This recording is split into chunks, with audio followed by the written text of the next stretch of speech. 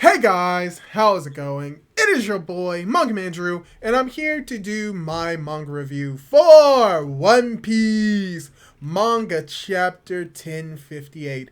And there was a fair amount that went down in this chapter. We get the reveals of what's going on with Cross Guild. We also get revealed for more bounties for characters such as Mihawk, Crocodile, and the other Straw Hat Pirates.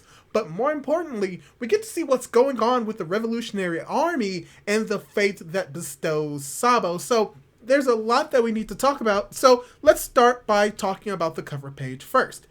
And when it comes to this cover page, it was very simple. We just see Caesar protecting the Germa Double Six and is pretty much asking them for help to escape away from Whole Cake Island. That just seems like something that is in the wheelhouse of Caesar to do. But besides that, we get the reveal of the Straw Hat bounties for all of the Straw Hat Pirates. And what's very interesting about this is that it starts off with a very comedic scene of literally Luffy in a cage being harassed by Nami for doing something extremely stupid. And I really enjoy this part of the chapter because we're getting to see more of the Straw Hat dynamics with each other. We're getting to see how Jinbei is fitting into this dynamic, and he's fitting in fairly well. He also comes to a realization that he should never really do anything involving anything when Nami is mad. So we get to see how he's interacting with the crew, but we're also getting to see how the crew is interacting with the reveals of their bounties. And their bounties have gone up, depending on who you are, by significant amounts. The main characters that have over 1 billion bounties include Zoro, Jinbei, and Sanji in that exact order from highest to lowest. And what I find interesting about these bounties is like how very literally or how little they are, because they're all over 1 billion, but they're not like vague or like big amounts. Like Sanji is like 1,032 million. Then you have freaking Jinbei, who is at 1,100,000,000. But then you have Zoro, who's at 1,100,000,000 or like 1,000 or 100,010. It's a very weird number specifically for Zoro, but I just find their interactions hilarious now that Sanji has gone down to number 4. He has the 4th highest bounty on the crew, and he obviously is going to be insulted by Zoro for that. But we also get the bounties for the other Straw Hats. We get to see the bounty for, not Jinbei, but we get to see the bounties for Chopper, which unfortunately it's only 1,000 berry because they still view him as a pet. We even get freaking Nami being excited about her bounty being 366 million. We have the bounty for the Soul King Brook being 383 million. We have probably the funniest thing about the bounties that is revealed: the shipwright Cyborg Frankie's bounty at 394 million. But I find it hilarious because it's not even a picture of him. It's a picture of Sunnygo. So basically what this implication is that freaking Frankie is just the ship, and I find it hilarious. God Usopp is at 500 million, which I'm fairly certain is the same bounty that we saw Luffy had after Dressrosa or before Dressrosa, I believe. So some continuity there of him having the pretty much the same bounty as Luffy, meaning by the end of the series he probably will have 150 million berries. So that will be something that we can expect in the future. Freaking Nico Robin, who may not necessarily be the strongest character on the crew, has the 5th highest bounty at 930 million. Most likely, sorry for the noise, most likely because, you know, she can read the poneglyph, so that's why it's so high. So it's very cool to see that we get these character bounties in this chapter. But even better is that we get the bounties of the people or the individuals in charge of the Cross Guild: Mihawk, Hawkeye Mihawk, Sir Crocodile, and Buggy.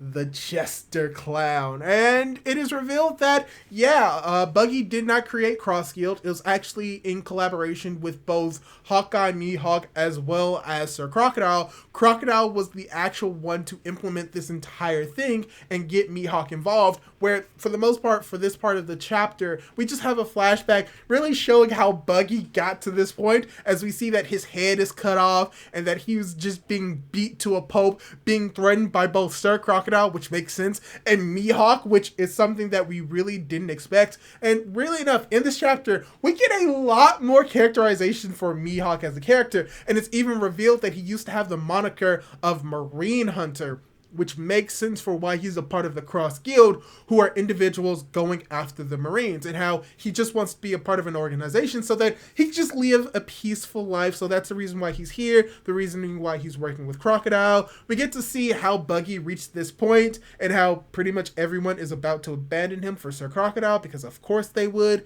Even Galdino is going to work for Crocodile because of course he will. As well as we get to see Das Bones in this chapter. He doesn't really say much, but I think he's here in the chapter, so that's good to see. But we pretty much, like I said, get a flashback of everything that happened, how Crocodile saved Buggy with the help of Mihawk, eventually working together, and the fact that the reasoning why Buggy is deemed to be an emperor of the sea is just by a fluke of the people who are working under him deciding that they love him so much. They're like, I know you probably said that you wouldn't have your face up front, but we decided to do it anyway, not tell you anything, and then that's just how it is. It's just by happen chance that it happened. It's nothing that Buggy actually did, besides the fact that he's going to be failing upward throughout the entire series. So we get to see a little bit more of that. It's interesting to see that in this chapter. And like I said, the probably most interesting part of this chapter is just the heavy focus on the characterization of Mihawk, as well as, the reveals of their bounties and how they were talking up Buggy as being this master planner, and that everyone believes that both Mihawk and Crocodile are working under him. That's not the case.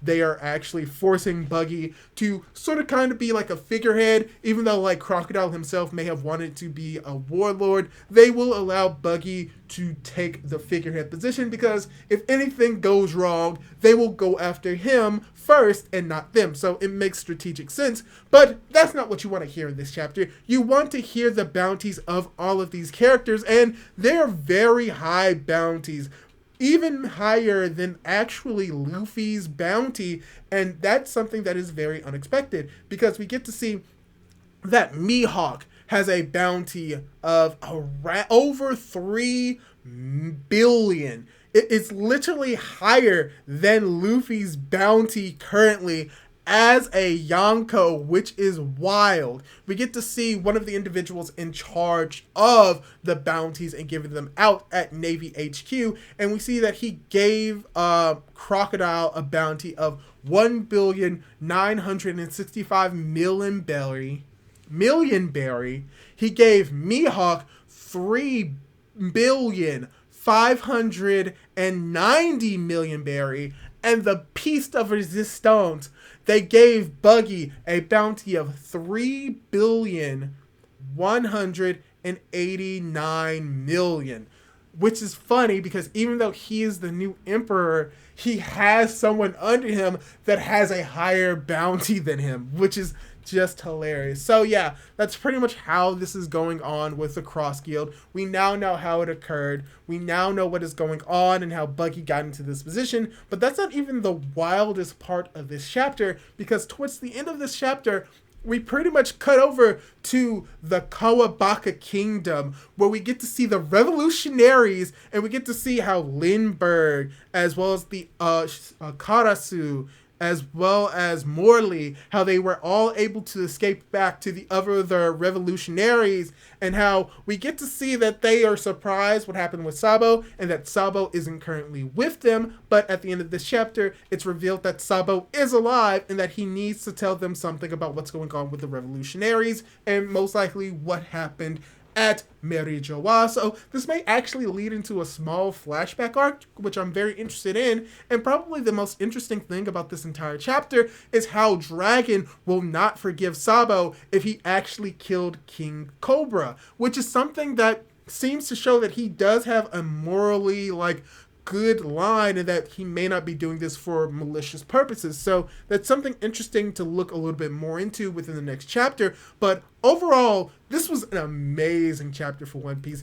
And any chapter where we get more bounties of other characters is always going to be amazing. But this chapter wasn't just bounties, even though for the most part that it did end with a very interesting scene where we also get to see that Kuma is still under the control, being seen as a slave, and we're potentially going to be getting more into what happened with Sabo, what he actually did he actually kill King Cobra, what is going on with him. We're probably going to be getting that within the next chapter. Unfortunately, we are going to be on break next week, but that's going to be fine, and this was just a very wonderful chapter, and getting to see more of Mihawk and the Cross Guild and Crocodile was also a great thing to have in this chapter. So yeah, this is all I really have to say for the review of this chapter. Hopefully you enjoyed this chapter. Hopefully you enjoyed this review. And if you did, why not leave a like down below and subscribe to my YouTube channel for more content like this. Do all that cool jazz. And hopefully I'll be able to catch you in my next video.